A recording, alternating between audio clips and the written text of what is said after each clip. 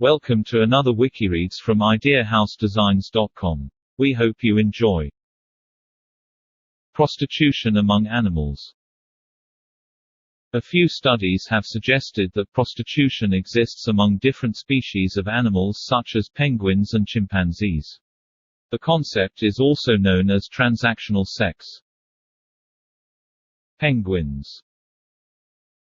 Prostitution in animals was first reported in 1998 by Fiona Hunter, a researcher at the University of Cambridge, and Lloyd Davis of the University of Otago, who had spent 5 years observing the mating behavior of Adelie penguins.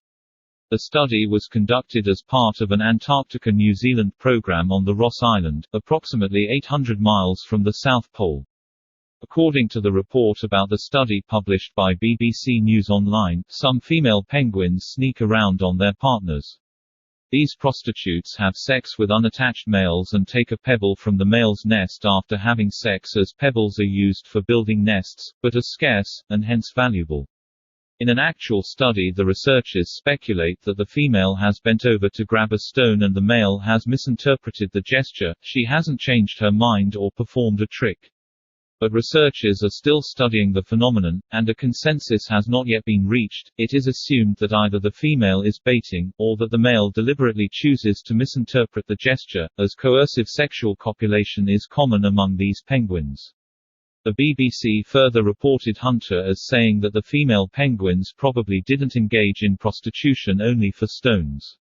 Hunter believed what they are doing is having copulation for another reason and just taking the stones as well. We don't know exactly why, but they are using the males. This behavior was also suggested as a mate choice process by which the females might find a possible future mate. This would provide a female penguin with another male penguin should their current mate die.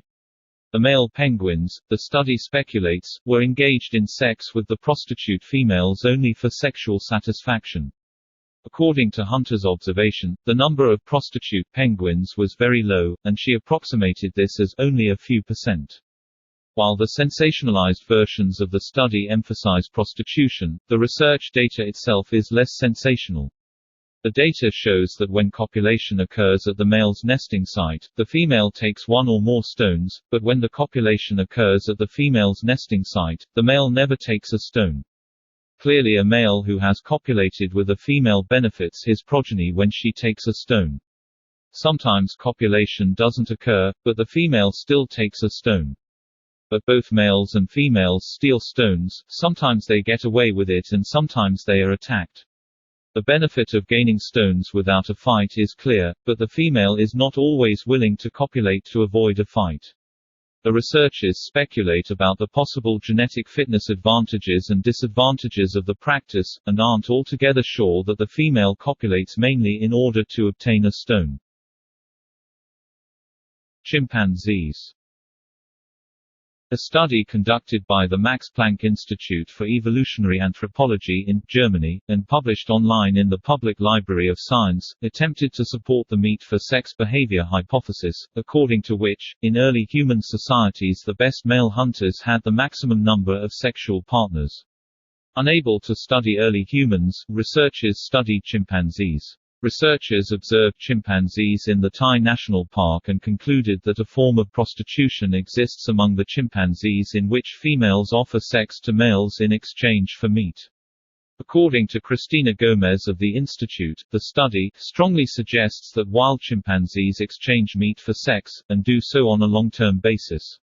The data reveal that chimps enter into communities of hunting and sharing meat with each other over long periods of time, and females within the meat-sharing community tend to copulate with males of their own meat-sharing community. Direct exchange of meat for sex has not been observed. Capuchin monkeys. A study at Yale New Haven Hospital trains capuchin monkeys to use silver discs as money in order to study their economic behavior. The discs could be exchanged by the monkeys for various treats. During one chaotic incident, a researcher observed what appeared to be a monkey exchanging a disc for sex. The monkey that was paid for sex immediately traded the silver disc for a grape.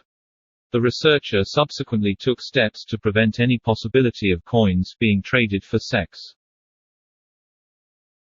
Thank you for listening. I hope you learned something new.